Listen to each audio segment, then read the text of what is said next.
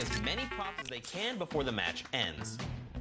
If a player is eliminated, they also respawn at their home base and need to start the trek all over again. After 4 rounds, each team's points from their prop rounds will be combined, and the team with the most points wins the game. So keep an eye out for those moving bushes, crates, and gnomes, and enjoy the Junkyard Juke. Thank you so much, Zeke, for that update. That's Junkyard Juke, something that has never before been seen. It looks kind of a little simple, but it's wacky, it's fun. There's a lot of small little minutia that go into it, things you can min-max on, and also there's just a level of ridiculousness that I enjoy so much. Just seeing somebody turn themselves into a literal dumpster and then try and weave them. Let the memes come to life here as your favorite. Whoa, you talking about my gameplay again? God, that's so rude. Turn them into dumpsters, literally. We'll get to see that unfold here as, I gotta say, this is a frustrating game mode. It's very difficult. You guys are gonna see why. It is gonna be tough for some of these guys to bring in those big point objects, and that's just gonna be the name of it. Who can score the most here? Who can score, and how well are you playing defense? How well do you coordinate? Who is watching the right angles? And it's, again, it's going to be interesting to see. Do they switch up their strategy from game 1 to game 2? Because there's so many different things you can do. But we are about to have the world premiere of Junkyard Juke. We are getting into set number 2. The Funky Fighters have 1 silver llama. Who will get the second? We now are in to set 2, match 1, and right away you can see Chappa, Gotaga, Magma, and RTA of Raven's Revenge, and then the Little Whip Warriors, Ninja, Taco, Taldak, and FaZe Kaz taking their shots off. Now, fun fact, the screens are there. You can't see, but you can shoot through them. So don't be afraid to take some shots. I mean, we know the trick shotters will. Yeah, some people are already shooting. They figured that part out. It looks like Chappie hasn't quite yet. He's kind of looking. He's just blind shooting. Oh, there it is. Now he's firing through. He's noticed, hey, these are not ricocheting off of this curtain here. I can fire right on through. So you want to stop them. You want to force stop them. You want to also kind of memorize the map and the lanes. And right away you can see as soon as the blinds go down, people go, but the first points are starting to come through as Lachlan is able to get in. Hand of Blood's team, the Llama Record Co. also able to get a 10-pointer and then a 5-pointer, following it directly behind. Oh no, it was another 10-pointer. So we already see some of the props having successful runs. Look at him go. There it is. You saw a big old truck kind of sneak on by, and these objects are slipping right underneath. But who knows how long that'll last. Here's Scissors. You gotta park it. You gotta stay still. Ooh. Oh, can he blend in? And one other thing you can note there, the props will clip through other objects that are there. So if you see something that isn't sitting perfectly naturally like Scissors was, right there, clipped into it, boom, got him brilliantly done. Lachlan hits one of those bounce pads that are stuck in there. They will launch you up in the air, but great run coming out from X-Sandy and Tomoya, utilizing the air conditioners to find their way to the end. Bensor and Alex JJ desperately trying to get in. Alex JJ for another 10-point prop, and Hand of Blood gets picked up just before. That would have been a huge swing, but right now, Sunshine Soldiers in first place with 35 points. They are finding their rhythm here. Sunshine Soldiers taking the lead right now. This is a hard game mode to break free in because you got to think about it. These guards are not playing around. They are shooters, right, at heart. And at the end of the day, if something looks off, something looks odd, like this white vent right here, you're just going to get popped. So you got to be careful here. And there it is. Nice job of, you know, kind of hitting the brakes here. And, oh, he hits one of those trapdoors. Let's talk about that, Sundown. So you can actually see it. There is the little tiny springs. They launch you upward. There's a couple that can be chained into each other. But if you are one of those bigger objects and you get sent up, you are just quite literally sometimes flying garbage. Yeah. But, you know, it would be too easy if we didn't lay traps around, right? So, you know, got to kind of spice it up for the people that are turned into props too. So you can also, actually, the people who can turn into props, there's one pathway where you can chain 2 of them together. So if you can get there, you almost land directly in front of it. So as long as you time it correctly, you can like use them slightly to your advantage, but most of the time they're a little bit more annoying. And boom, you can see that rusted truck going in. And now the Funky Fighters pulling out another lead, 60 points so far. And this is something important to note, guys. You have to get it into the incinerator, fully processed before the timer counts down, or else your point will not be processed. Which is a big thing on the min-maxing, maximizing your efficiency.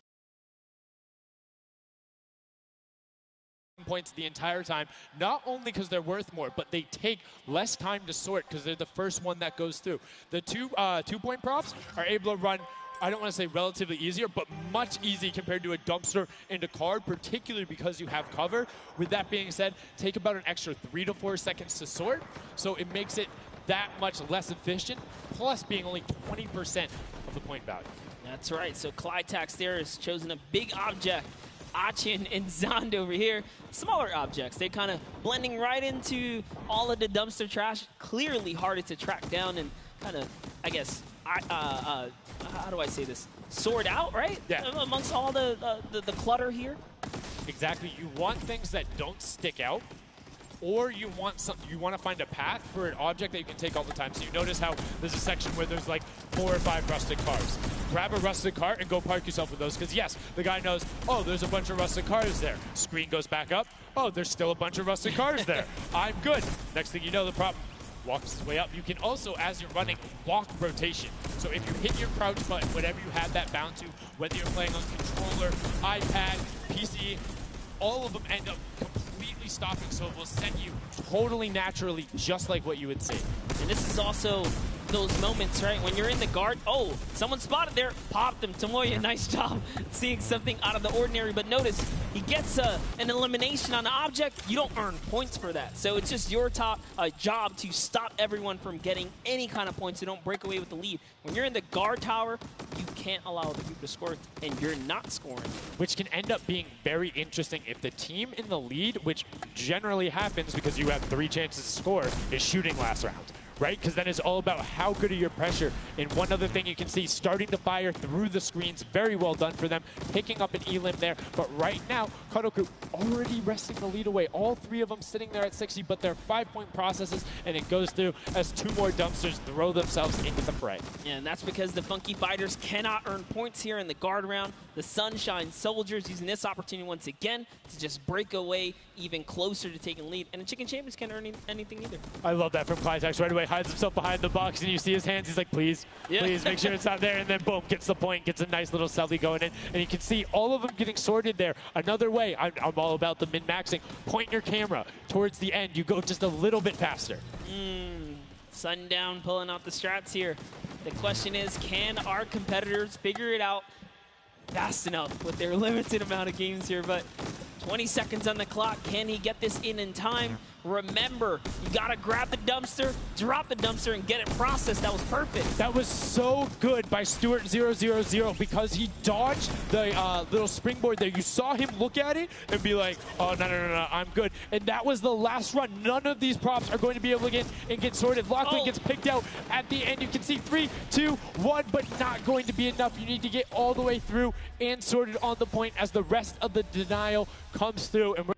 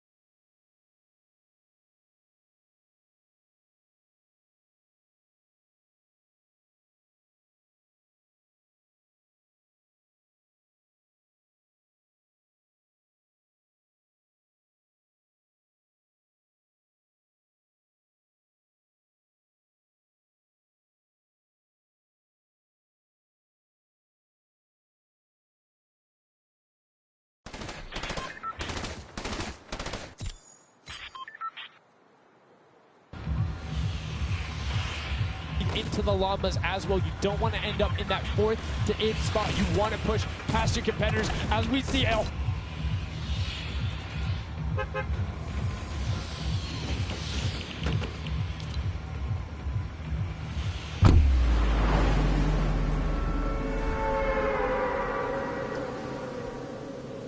junkyard juke. Well, like we said, the creative finals is all about celebrating the different types of creative skills. There's different ways to express that. We have the World Run where it's there. We saw Sky Station Showdown, which shows off building in team tactics. And right now, Prop